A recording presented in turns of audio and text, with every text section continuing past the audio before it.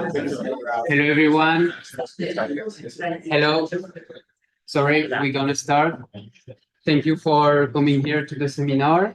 Today we have Paula Pratolongo, a scientist collaborating with the Infibio group, and I let you. Thank you. I let you start. Well, thank you, everybody. Thank you for coming. Good morning or good afternoon. I'm not sure. Good noon, let's say.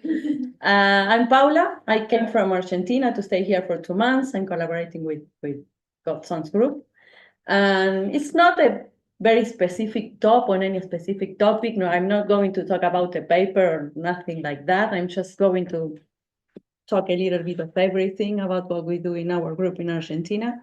I hope it's not too long. I hope it's not too boring. Well, this is it. This is what we work with.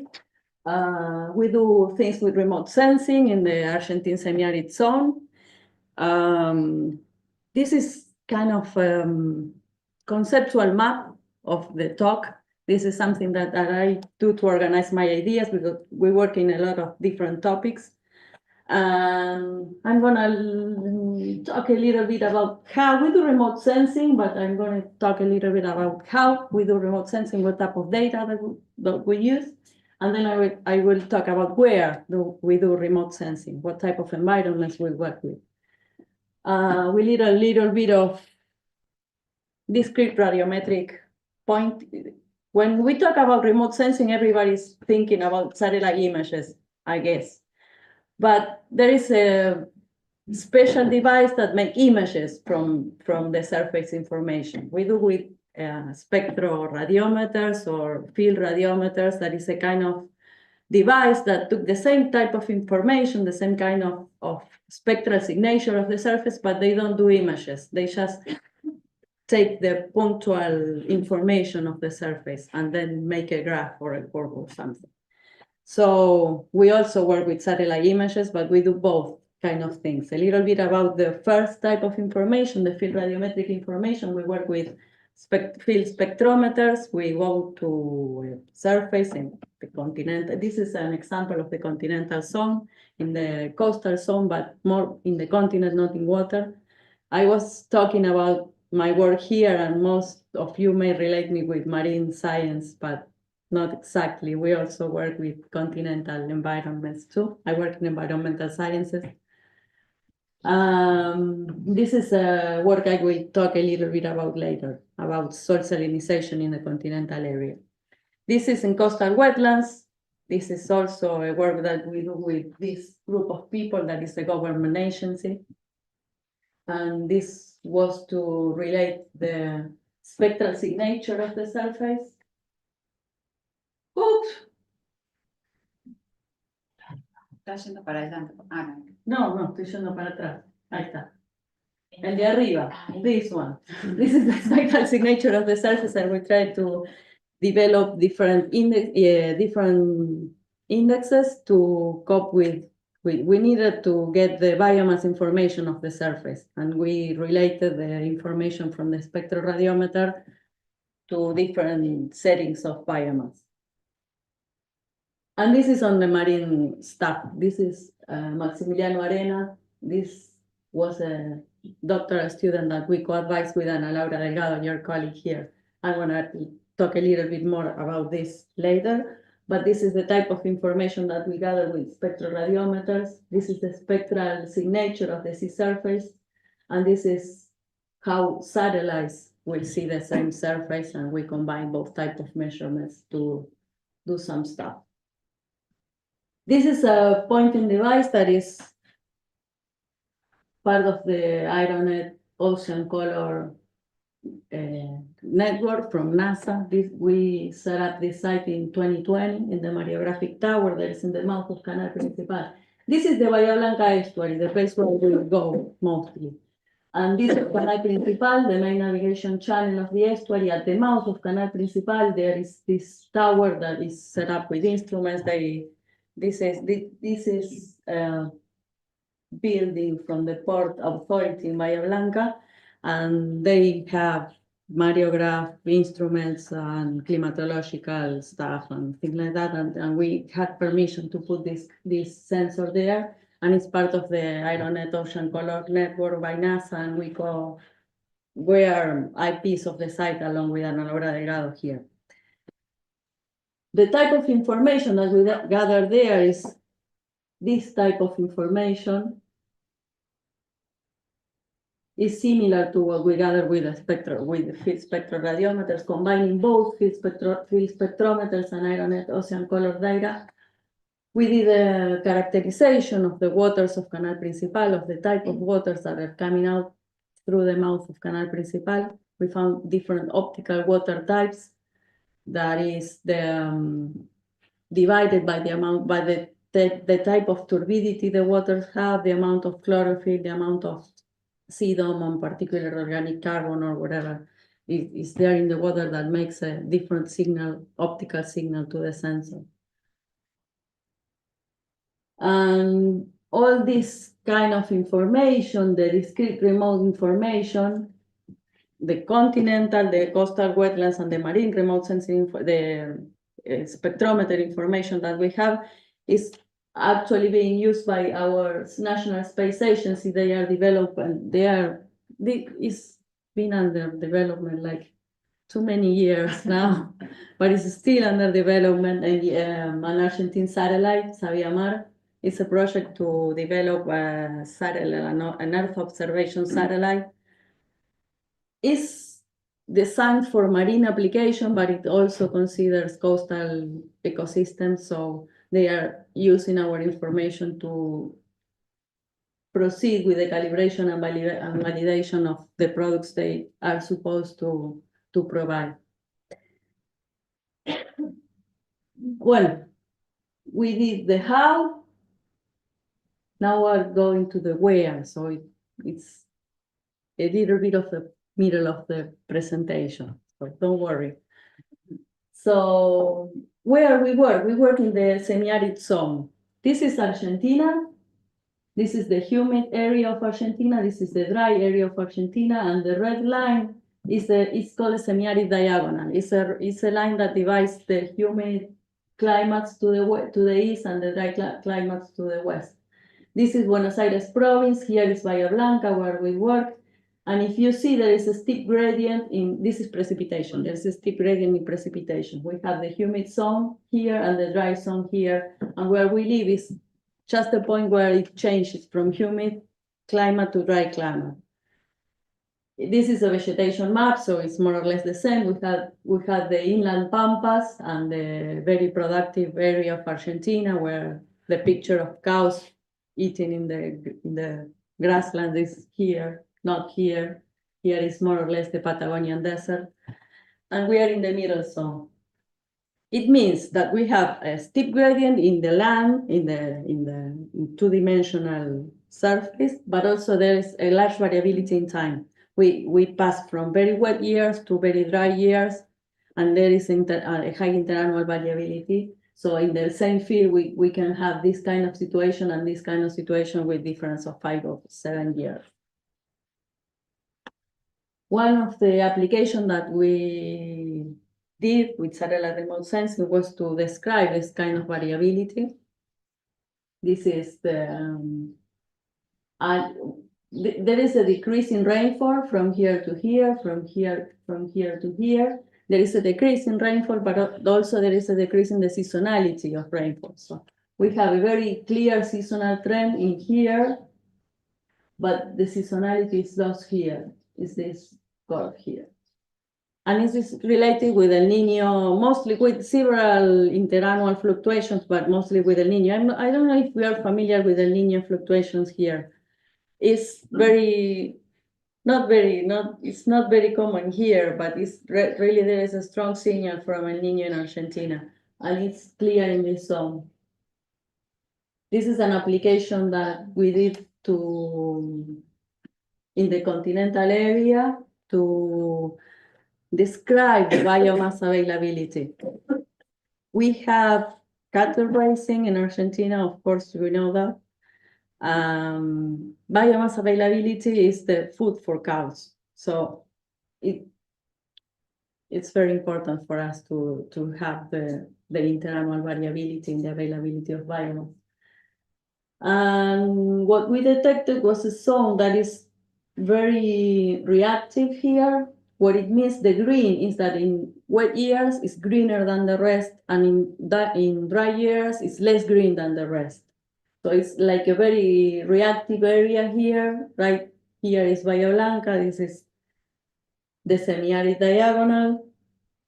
And just here in this spot, we have a site that belongs to the DraftNet. This is a kind of global experiment to assess the terrestrial ecosystem sensitivity to drought. This is a setup of this kind of structures where we intercept rain, like 20% less rainfall behind the structure. It's part of a global network. It's part of, I work in the group where they are working with that. I'm not part of that experiment. Really. Still in the continental area, not biomass availability, but soil salinization. When we try to move from the regional scale to the landscape scale, we tried to do the same with biomass, the same stuff that we did with biomass at the regional level, and we couldn't. And we couldn't because there is a strong signal of soil salinity. There is development of a soil crust in the soil, of a salt crust in the soil in the area. And then we try to use, in this case, we use Landsat, but now we are trying with Sentinel to see at the landscape scale if we could develop an index to track changes in soil salinity a long time. We found like different patterns. Soil salinization is mostly related with topography, but also with use. There's places where there are more cattle grazing are more affected by salinity. The areas where the water table is closer to the surface are more affected by soil salinity. And soil salinization is worse in wet years, not in dry years. This is something that we developed through satellite imaging. Now we move from the continental to the coastal wetlands. We provide some products to the National Wetlands Inventory, to the coastal region of the inventory. The National Wetlands Inventory is a project that goes back and forward. It depends on political issues, of course. I know you have a good inventory here in Spain. That's not the case in Argentina, but there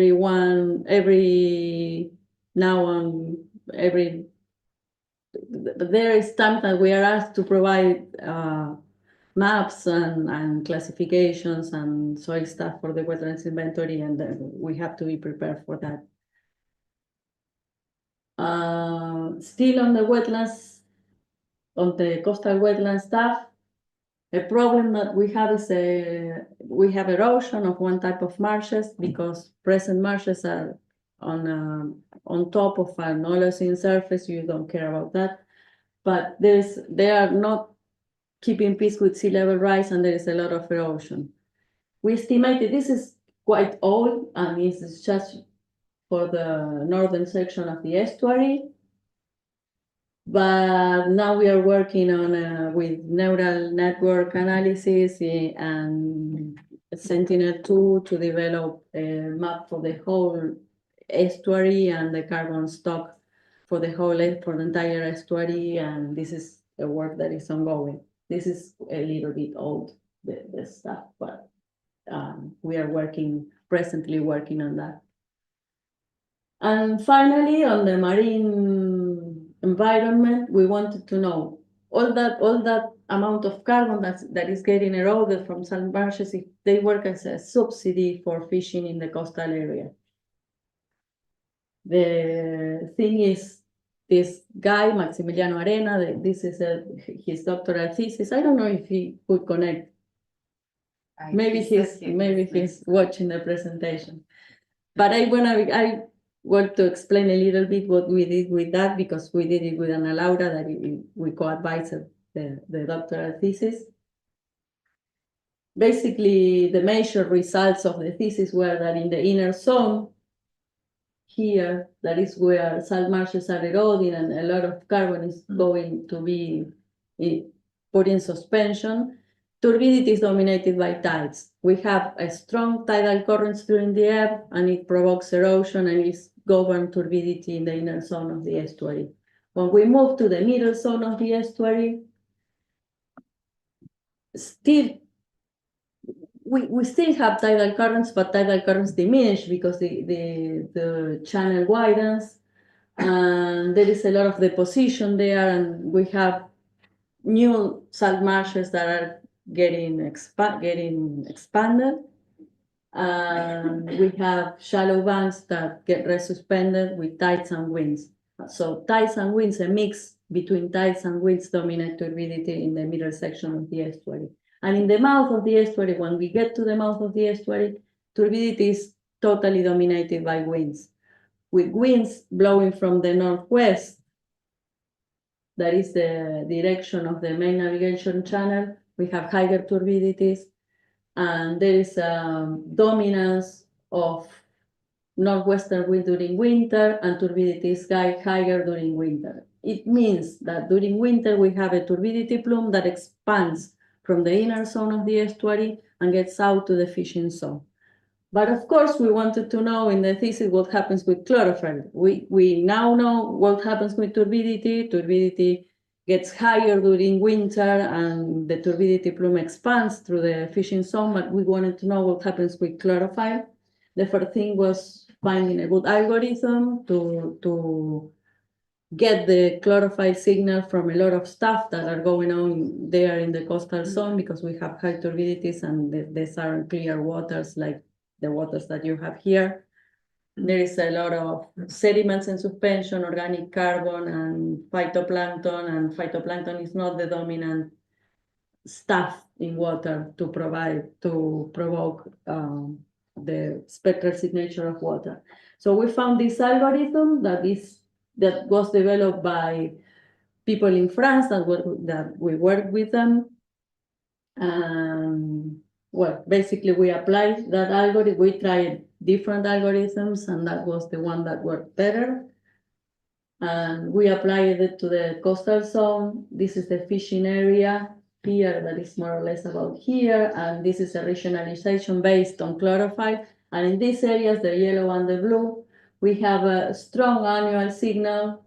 And fortunately, the peak is also in winter. So we have a peak in turbidity, a turbidity plume that expands in winter, and we also have a peak in chlorophyll that coincide in time. Of course, there is a lot of work to do, and it does not agree with that, but I think there is a lot of work to do still to connect the turbidity plume with the phytoplankton bloom in the coastal area. I think there are a lot of things going on this, and we have to discriminate whether it is a bunch of nutrients that are getting close to the fishing zone and promote the coastal bloom. The good thing is that we have a lot of work to do yet. The bad thing is that this guy is our president, and I'm so sorry we may get stuck here for a little bit until Some years. for some years at least. I think he's gone. Well, thank you for your attention. I hope it wasn't too boring.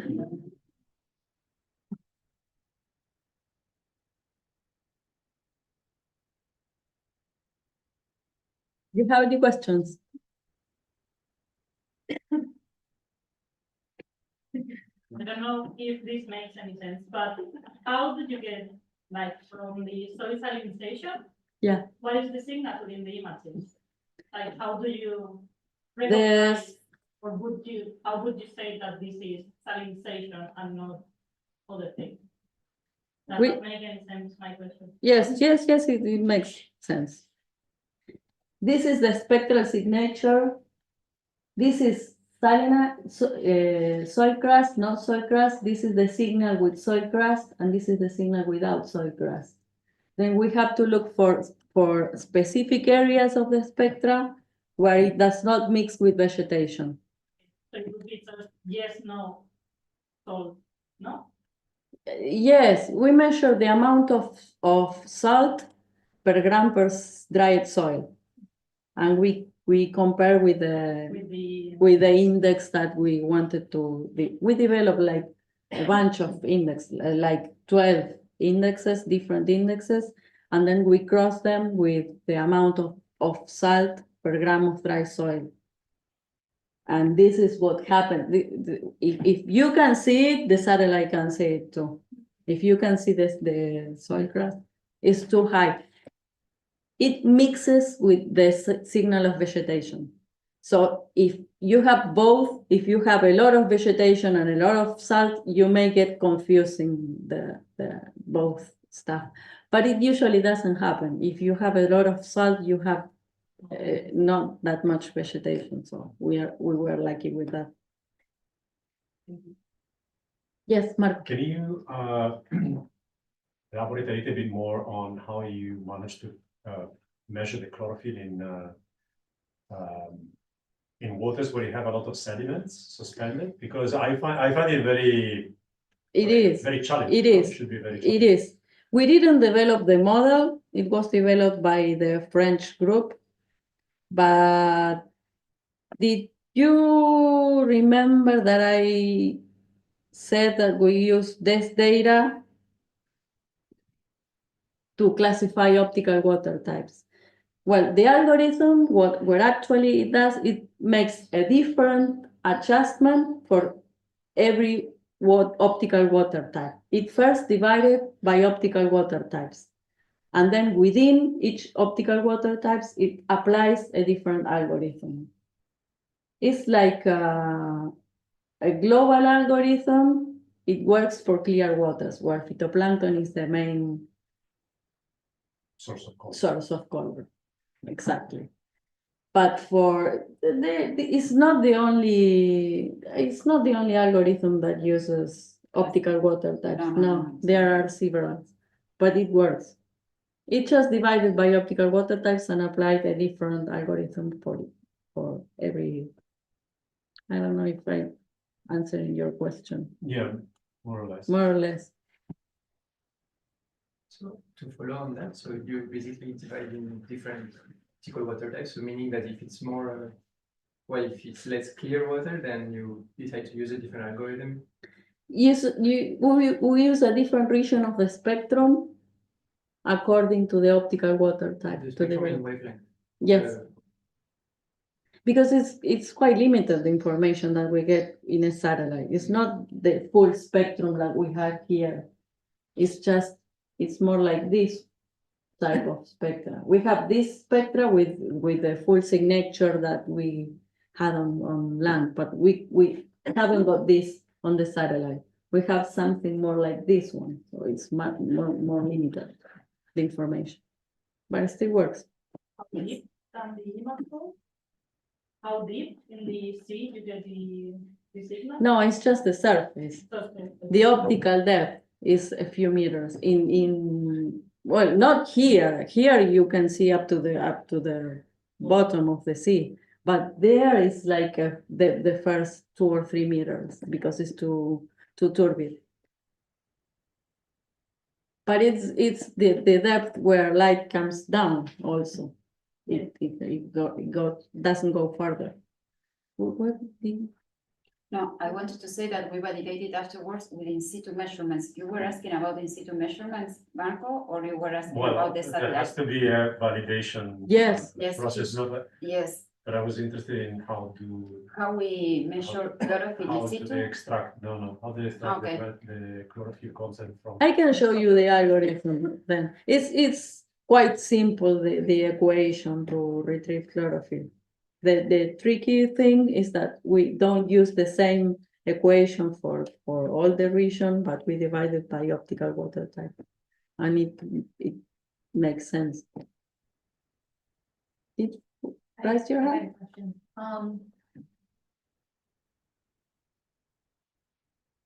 Have you thought about matching the satellite imagery with the Argos floats? We haven't got Argos float In in the platform. Argentina. It's a common question that we are asked in the projects, and why didn't you use Argo flows? Every They once have in a never while, said- there is one that enters the shelf, but said you got work with NASA and a lot of the Argo slopes are funded through. We work with NASA. It's like big stuff. I couldn't say we work with NASA. They provided the instrument when we put the instrument in the water. But no, we haven't got Argo floods there. No. Glider would be nice. Yes. It's like you see the map and Argo floats avoid the Argentine Sea. Yeah, because it's very close to the coast. So This is Glider really would be close. better It's for- 5 nautical miles from the coast, so it doesn't make much sense. But in the center, in the 200 miles, even they Yes. don't come inside. This is why I'm saying that it's Yes. better Glider. gliders that can go closer to the coast when you Yes. really need to have it. Yeah. Anything else? Yes, so about the final question about why the higher levels of chlorophyll, no, were in the same moments than the higher levels of turbidity. That was like one of the conclusions, Yes, no? yes. And the question is like open, that why happens? why that happens. exactly. And There might be different stuff going on there. We have a release of the glacial pressure also because it's winter. Yeah. Sorry, yeah, no, I Go was on. thinking that if you had like main idea, I would think that just the limiting factor many times is just the light, it's just the nutrients. yes, And in context of a lot of nutrients, like when there is a lot of turbidity, exactly. even if the turbidity is high, probably in the first levels of water, that is what you are getting, no, from your sources. I think it makes sense that it's related the higher amount of phytoplankton. It might be related with a higher amount of nutrients, but we haven't got data on nutrients really. Okay, so you don't. So this is the first time that we could describe, actually, that we could describe a bloom in the area. Okay. So there is a lot of work to do. Because how From now deep on. is the area? What's the deepest? It's below 50 meters, Okay, so it's not very deep. The fishing area is about 10 meters. Between 10 and 20. The ones Yeah. that are in Pozo de la Corvina. Paso de la Corvina. Mm. so at some point you would try to measure the nutrients as well and the different. I don't know. Based on some numbers. Let's, Not that in the next 3 years, maybe afterwards. Ah, Let's okay, see. yeah, okay, We have to wait, we're very patient. good luck. thank you. Well, thank you all for coming. Thank you for staying. And thank you for getting me.